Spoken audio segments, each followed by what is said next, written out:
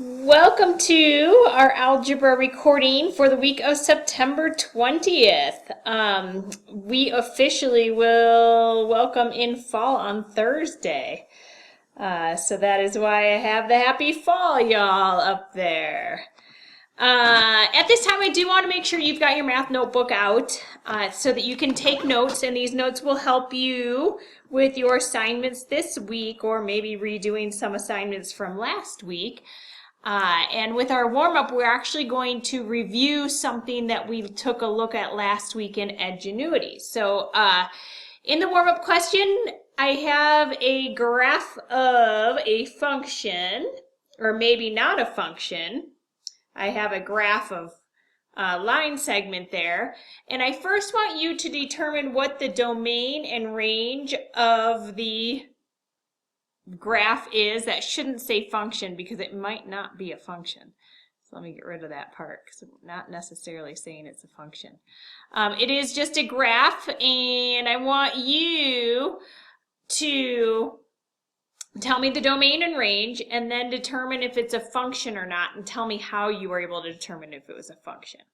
So I do want you to do this warm-up problem in your math notebook. So at this time, go ahead and click pause, and then when you're ready to check your work with mine, click play. All right, so domain and range. What do we remember about domain and range? Domain, remember, is all of your possible x values, where your range is all your possible y values. And just a way that I remember domain and range is in the alphabet, D comes before R, and X comes before Y. So that if that helps you, go with it. So what are our possible X values of this graph? What are our possible X values? So I want to make sure we're using correct notation when we write our domain and range. So our range, or our domain, is all of our possible X values. So it's any X value that lies on this line. It doesn't just include -3, -2, -1, 0, 1, and 2, but it also includes all those numbers in between all those. So it can include all the decimals. It can include -2.5. It can include 0.5. It can include 1.5. So to write the domain, we want to make sure that we're writing the notation of the domain so that we're including all those values. So we can say that the domain is going to be all x values that are greater than and equal to -3. So they've got to be, our x values has to be greater than or equal to -3. And I said greater than or equal to because it's a closed circle.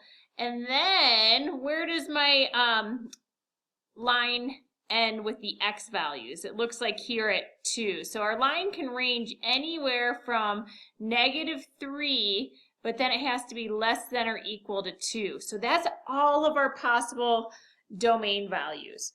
So some mistakes I saw this week when I was grading was some of you listed your domain as saying like it was -3, -2, -1, etc. Well, those are parts of our domain, but they don't include all, that doesn't include all of the possibilities. As I explained, it can be anything in between those numbers. So we want to use those inequality signs to write our domain. What about the range? What about the range? So the range is all of our possible y values.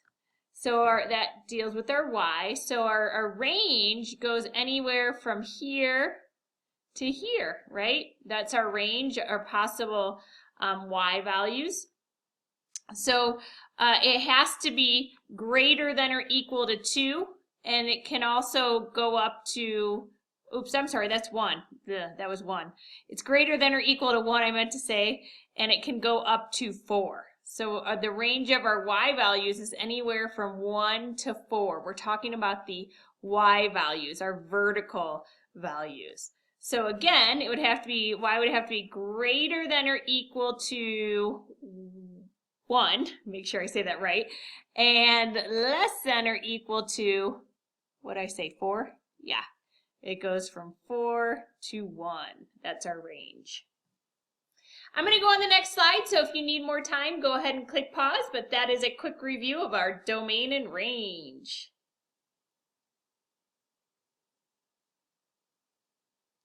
All right, so let's review a little bit of last week, another concept just to make sure everybody's good here.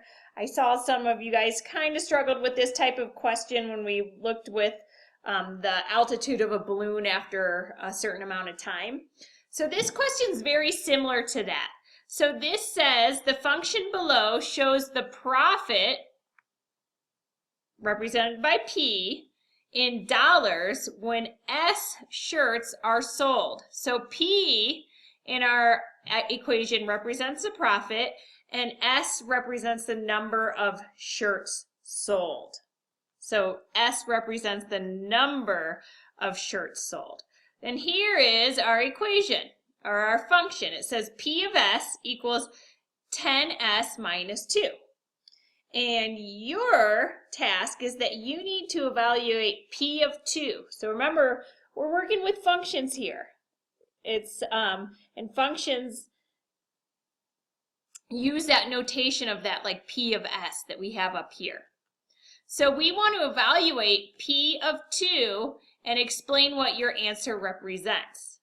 So remember, functions, don't let the notation make it confusing for you. What a function is, again, is if we have P of S equals 10S minus 2, and we need to evaluate P of 2, that's telling us wherever we see an S in our equation, we're now going to plug in the number 2. So whenever we see an S, we're going to plug in the number 2. And then we evaluate.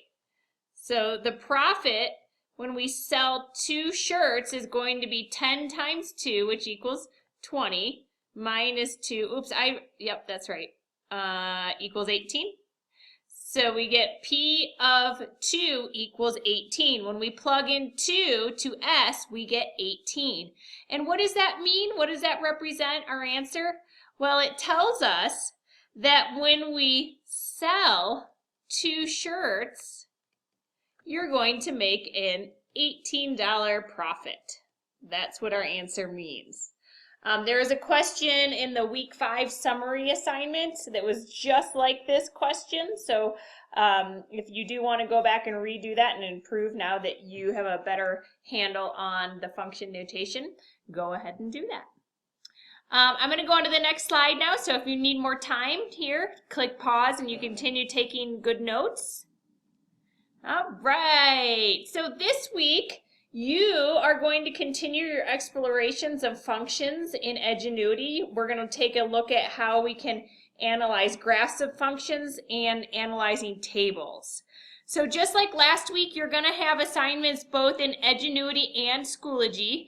So just a reminder to make sure that you're going through all the lessons in Edgenuity before you get to those graded assignments. That way it's going to make completing the assignments easier and making sure that you don't miss any assignments. So really, as long as you go through the lessons in Schoology in order, which you should be doing, clicking next, reading the slide, clicking next, and you go through the lessons one by one, you won't miss any assignments.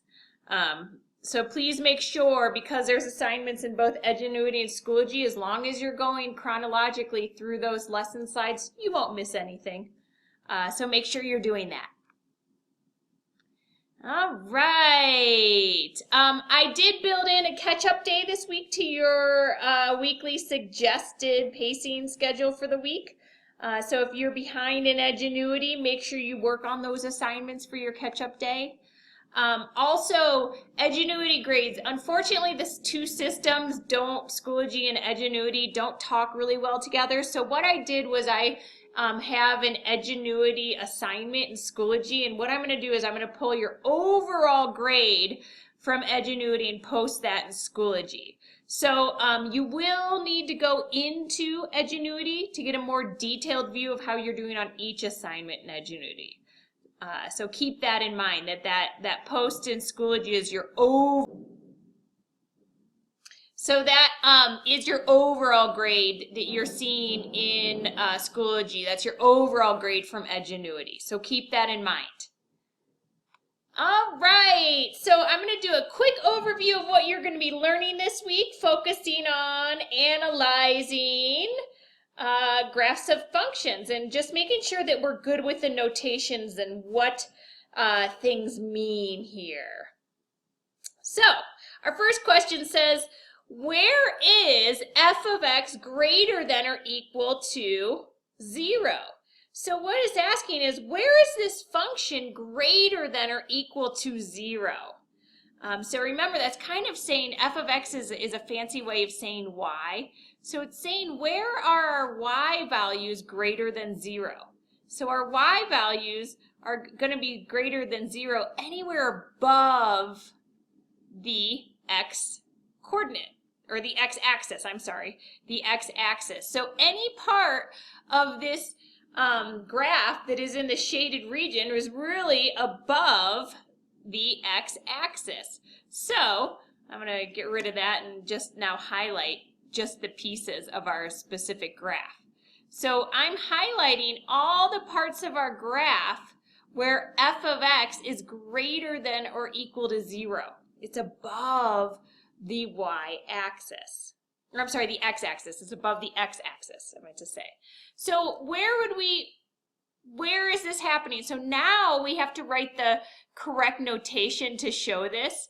So we can say, let's do, I'm going to only highlight a bit by bit. So this piece of the graph, how would we show what our x values are? We want to show what our x values are. So our x values can be any negative number less than -2, right? It can be -2 and anything less than -2. So we show that by saying that -∞ to -2, and it can include that -2. So that's one of our intervals. Now, what about our next piece? So let's go and highlight that in the graph. So this section of our graph is also greater than or equal to 0. So we can show that interval goes from, it looks like we go from -1, including -1, and all the way up to +1. And that's how we show that interval, is right here with this notation of saying -1, 1. And that's showing all the parts of this piece of the graph that is above our x-axis. It's above 0. And then we've got one more interval that is greater than 0, and that's this section right here. So we're going to show that similarly like we did the other side. So that happens when we've got our graph goes from 2, and it can go up to +∞. Anything. It can be 3, 4, 5, because this graph keeps going indefinitely. So, and it's going to be positive. So those are all the intervals where our function is greater than or equal to 0. And you're going to be doing that this week as well, as choosing or exploring intervals of graphs. And that's how we write our intervals. So notice that it is different. The bracket shows it includes the number, where the parentheses shows that it does include more than just that. It's going out into the infinity direction. All right, so now the next question says, what are the x-intercepts? So the x-intercept is just where the graph crosses the x-axis. So remember, the x-axis is our horizontal axis. And where is our graph crossing the x-axis? Well, it happens here, here, here, and here. So we name the x-intercepts by labeling them as coordinates. So we could say we've got one at -2, 0.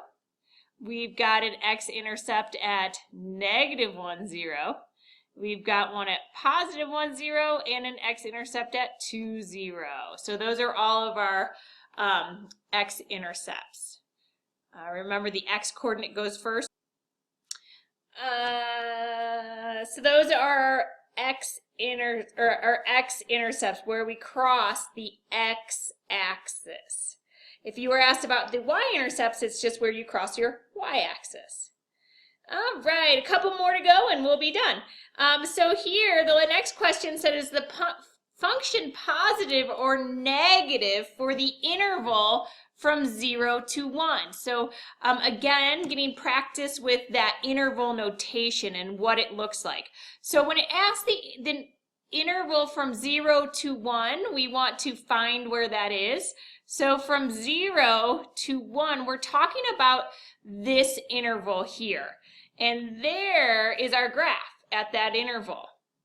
So the intervals from 0 to 1, you find 0 to 1, and then you find where the graph is from 0 to 1.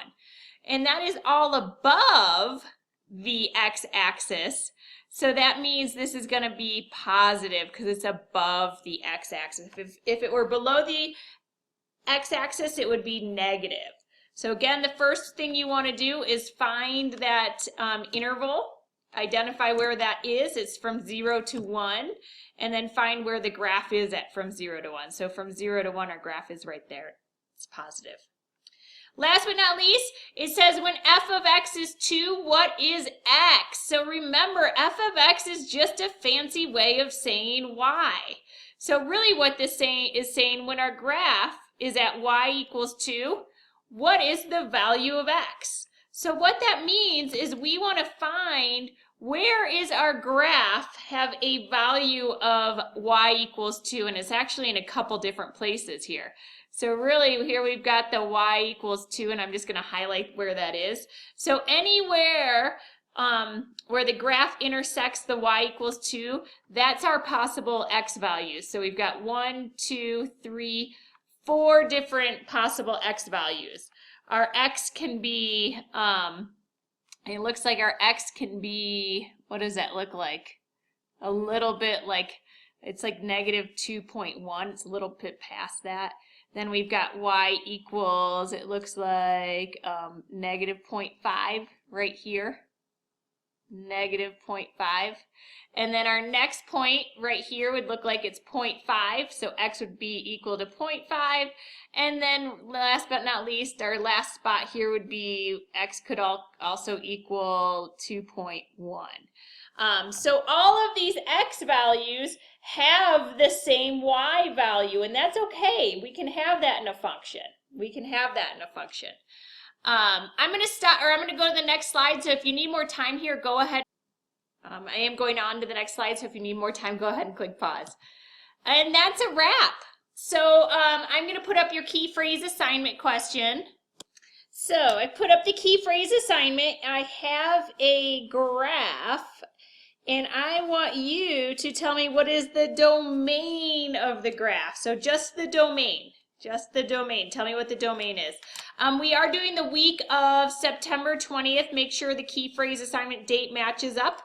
And if you need to review how to complete the key phrase assignment so you get your 10 points, those directions are below. Otherwise, answer that question, click submit, and you are done. So have a wonderful week, and as always, let me know if you need any help as you're working on this week's assignments.